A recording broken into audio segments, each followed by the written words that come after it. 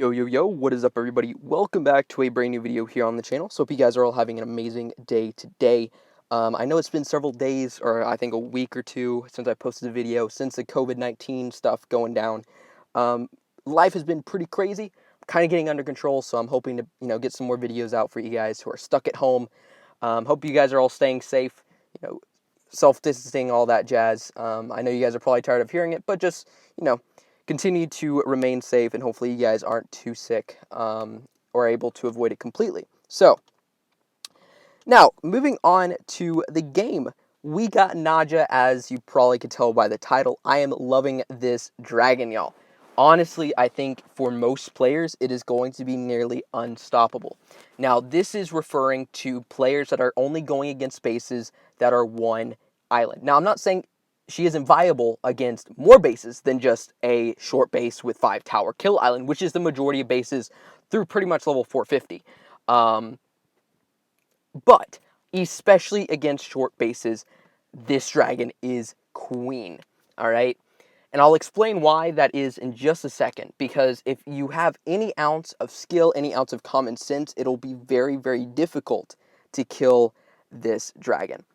So let me find a base. This is actually the second time that I recorded this video, unfortunately. The first time it didn't work out. But I want to find a base that is a shorter base. And what I mean by that is it has a 5 tower kill island. So kind of like this, right? You have 5 towers. This is a pretty solid base. It's not a bad base, but you have 5 towers, and then the other towers aren't necessarily all leveled up to the same strength. Meaning that the way this dragon is set up, right? You have a invoker skill set that allows her to one-shot towers. That is regardless of whether you are rage drained, whether you were hit by an ice flak, whatever the case may be, you can still one-shot towers. So, if you use this dragon, all you have to do is, in this case, for example, what I would do is I'd use my shot on the red mage and the dark flak, go into cloak. All right, that's a red mage down and a dark flak, a damage dealing target and a rage drain target out of the picture, right? Go into cloak.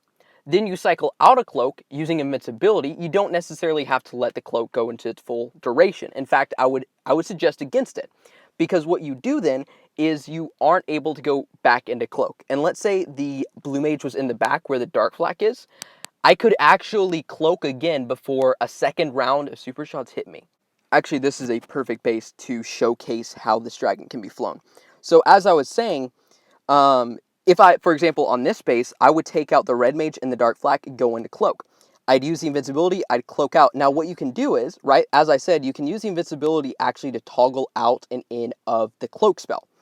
And what that can do is the shield will be up to negate any of the initial super shot damage. So for example, if, let's say, the dark flak was still up, then that shield would protect against any of the damage. And actually, thinking about it, in this case, I would actually take out the ice flak and red mage first. That would take out any way for me to take any more damage. And I'll show you what I mean by that. This is actually probably the best way to show how overpowered this dragon is. Because even if this was triple defended, taking out the ice flak and the red mage would negate any possibility that I would have to get out of the invincibility. The invincibility shield is really what makes this dragon so overpowered. If you can keep that invincibility shield up, pretty much this guy is unstoppable, literally. But you can get into a troubling situation whenever you either get rage drained or get hit by the ice flak. And that's when, especially on longer bases, ice flaks can be very, very detrimental to this guy. Now on short bases, again, if you can take it out quick enough, you're pretty solid, and you'll see what I mean in just a second. So, we're coming up to the island. To make sure that I don't have a repeat of earlier, I'm going to go ahead and use those 3 shots. Go into there, cloak, boom. I click out of the cloak. There's absolutely nothing that is going to stop this shield around me from being there. There is no ice flak, there's no way to rage drain me, so I can literally sit here. They can be repairing all they freaking want to, and they will not stop this dragon.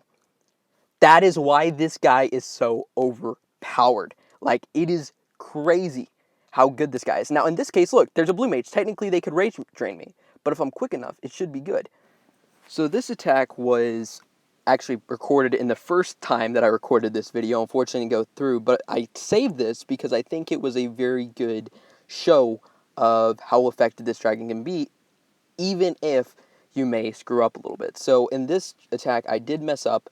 Now, you'll notice that she used a lot of super shots on the towers in the middle island, and that really messed her up, and that's actually maybe really the only reason why I was actually able to take the base, because you'll see that after she used all the super shots, she didn't have enough to use on the actual kill islands, which made it to where I could use all the spells pretty much that I needed to in order to actually take the base. Now you'll watch, you see I'm actually dodging all the mage shots, not a single one hits me.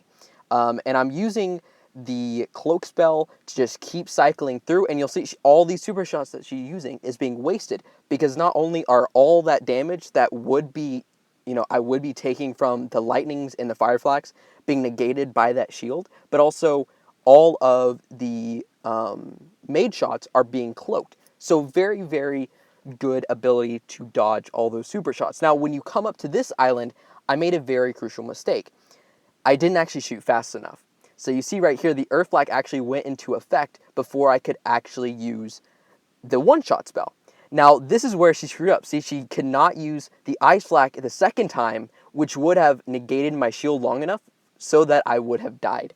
Because she only had one use of the Ice Flack, unfortunately, I was able to get through, even though technically I really shouldn't have. This was by far, definitely far from a perfect flight, but you'll see that he pretty much steamrolled over the space, even though it was technically quote-unquote defended. Again, obviously, there were maybe some different choices she could have made whenever defending, but overall, definitely a very, very solid dragon, and I am excited to be able to fly it.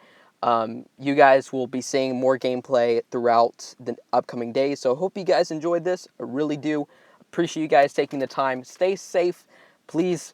And yeah, stay tuned for some more videos coming out very, very soon, so you guys can have something to do.